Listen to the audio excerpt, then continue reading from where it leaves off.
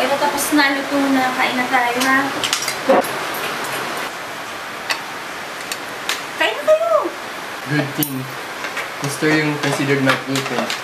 Akala ko hindi na matatanggap yung project ko eh. Nako, buti naman. Huwag kang mag-alala. Sure na sure ako sa'yo. Ikaw sa'yo talaga ibibigay yung project.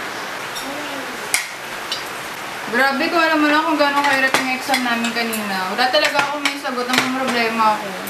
Ano ka ba? Teknik-teknik lang yan. Minsan yung mahaba yung sagot ang pipiliin mo kasi kalimitan, yun yung tamang sagot. O, ikaw namang bunso. Ay, kamusta ang schooling? Okay naman ba, ha?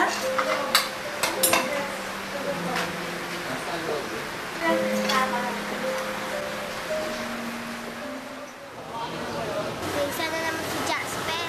Oo nga, wala kang maipagaligilan sa kanya. Tara, usapin natin. Hi, Jasper. Anong kinakain mo? Sandwich. Gawa ng mama ko. Ay, talaga? Uy! Oops, sorry. Hindi ko sinasadya. Tara na nga. Alas na tayo dito.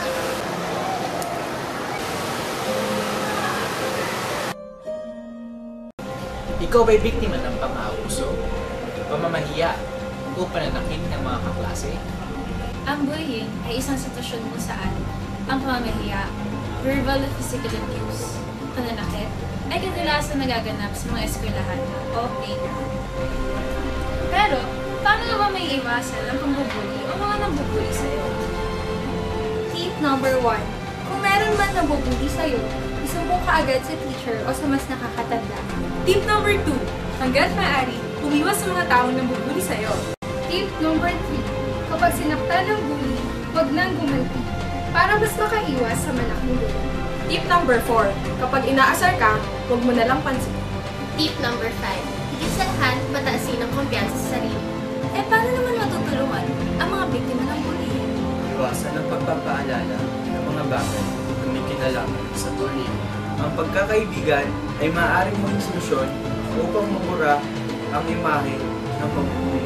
Keep safe and be friendly. Huwag maging good.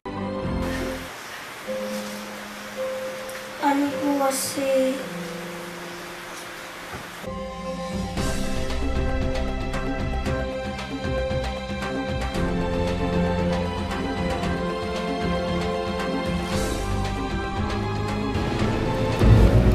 Hindi